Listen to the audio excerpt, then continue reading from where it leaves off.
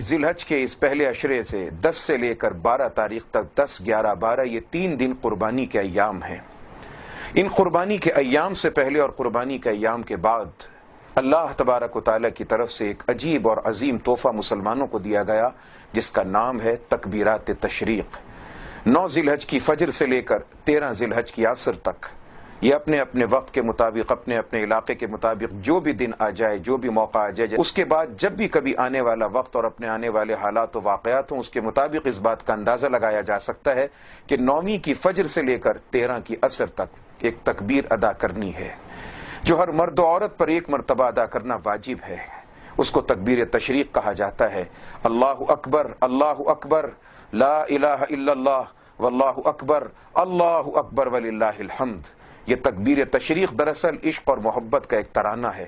اس میں پورا ایک فلسفہ، پوری ایک تاریخ موجود اور محفوظ ہے۔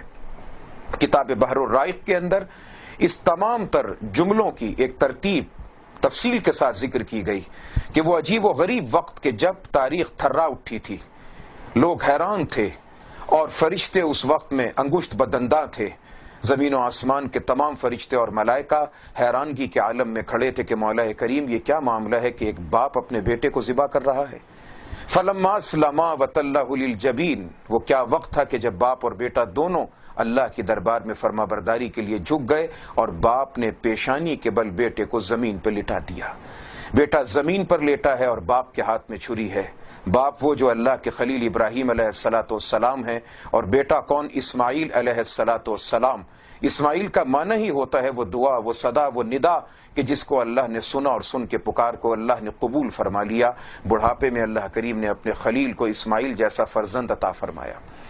ابراہیم علیہ السلام اس بیٹے سے فرماتے ہیں کہ بیٹا میں نے خواب میں دیکھا ہے کہ تجھ کو ذبح کر رہا ہوں، تیری کیا رائے ہے؟ بیٹے نے کہا کہ ابا جان آپ اپنے کام کو کر گزریے، اللہ نے جو کہا ہے انشاءاللہ آپ مجھے صبر کرنے والوں میں سے پائیں گے۔ ابراہیم علیہ السلام اپنے فرزند کو جب زمین پر لٹاتے ہیں، قرآن کہتا ہے وَتَلَّهُ لِلْجَبِينِ، پیشانی کے بل لٹایا جیسے آدمی سجدہ ریز ہوتا ہے۔ اور ابراہیم علیہ السلام جب اپنے فرزند دلبند کو ذبح کرنا چاہ رہے تھے تو اس وقت میں زمین و آسمان کے ملائکہ کی زبان پر ایک ترانہ دیوانہ وار جاری تھا، اللہ اکبر، اللہ اکبر، اللہ اکبر، اللہ تو سب سے بڑا ہے، اللہ تو سب سے بڑا ہے۔ پروردگار یہ کیا ہو رہا ہے کہ ایک باپ اپنے بیٹے کو اپنے ہاتھوں سے ذبح کر رہا ہے؟ ابراہیم علیہ السلام کے گوش مبارک تک جب یہ آواز پہنچی تو ابراہیم علیہ السلام کی مقام خلت جوش میں آتا ہے اور اللہ کی محبت کے سرشار ہو کر، اللہ کی محبت میں سرشاری کے ساتھ ابراہیم خلیل اللہ کی زبان پر یہ ترانہ جاری ہوتا ہے، لا الہ الا اللہ واللہ اکبر، اے اللہ تیرے سوا کوئی معبود نہیں، تو سب سے بڑا ہے، یہ ایک فرزند نہیں، میرے پاس جو کچھ بھی ہو تیرے نام پر ذبح کرنے کو تیار ہوں۔ وہ چھوٹا شہزادہ اسماعیل علیہ السلام جن کی خصوصیات میں سے ایک اہم ترین خصوصیت یہ ہے کہ اسماعیل وہ ہیں جو ہمارے رسول اکرم سرور دو عالم صلی اللہ علیہ وسلم کے جد امجد ہیں۔ تمام نبیوں میں سے اکثریت کو اللہ نے بھیجا بنی اسرائیل یعقوب علیہ السلام کی اولاد میں، اور ایک آخری اور نبیوں کے سردار کو بھیجا اللہ کریم نے بنی اسماعیل علیہ السلام کی اولاد میں۔ اسماعیل کی اولاد میں پروردگار نے آقا علیہ السلام کو بھیجنا تھا، اور آقا علیہ السلام کی نسل میں پروردگار عالم نے حسنین، کریمین، سیدین، شریفین، امامین، ہمامین رضی اللہ تعالیٰ عنہما کو بھیجنا تھا، جنہوں نے پھر سے قربانی اور پیاس کو برداشت کرنے کی مثالوں کو دنیا کے سامنے پیش کرنا تھا۔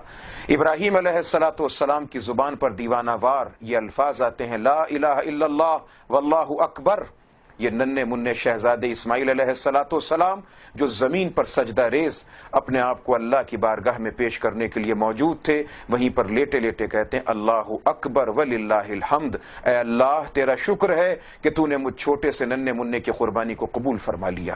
محترم سامعین و حاضرین و ناظرین، وہ ندا، وہ صدا، وہ پکار جو فرشتوں سے شروع ہوتی ہے، فرشتے حیرانگی کے عالم میں کہتے ہیں اللہ اکبر، اللہ اکبر۔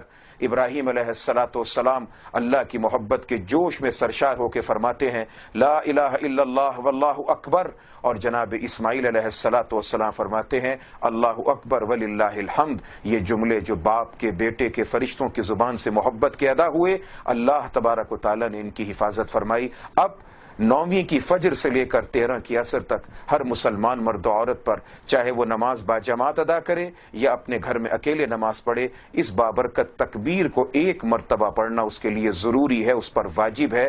بلند آواز کے ساتھ اس تکبیر کو پڑھا جانا اس لیے کہ تاکہ اس محبت اور عشق کی یادگار باقی رہے، ان لفظوں کی یادگار باقی رہے جو اللہ کی محبت میں ادا کیے جاتے ہیں۔ اقول قولی ھذا فاستغفروا لا الہ الا اللہ وما علینا الا البلاغ المبین۔